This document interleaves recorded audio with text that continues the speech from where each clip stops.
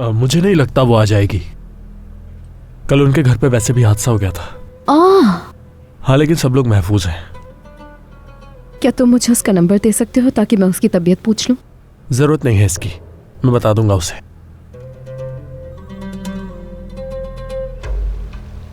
तो उसकी दोस्त का नाम सोना है।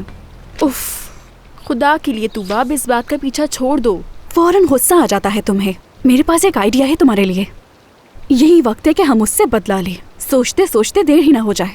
किससे? किस चीज का बदला? अगर उसकी लाइफ में कोई लड़की आ गई है तो तुम्हें भी कोई अपने लिए ढूंढ लेना चाहिए। फिर देखना क्या हालत हो जाएगी उसकी। बेटा, तुम्हारी अम्मी कहाँ है? अपने कमरे में होंगी बाबा।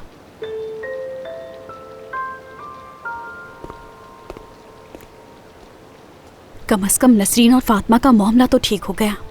अम्मी ने अगर अपना रवैया ना बदला होता तो घर का सुकून बर्बाद हो जाता। अब बस करो तूबा, चुप रहना।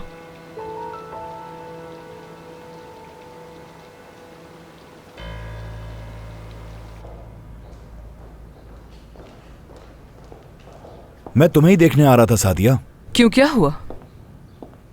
क्या फातिमा साहिबा से बात कर ली तुमने? हो गई बात। क्या कहा उन्होंने? जाहिर सी बात है, ऑफर कबूल कर ली उन्होंने। इसके अलावा और चारा भी क्या था उनके पास। ठीक है।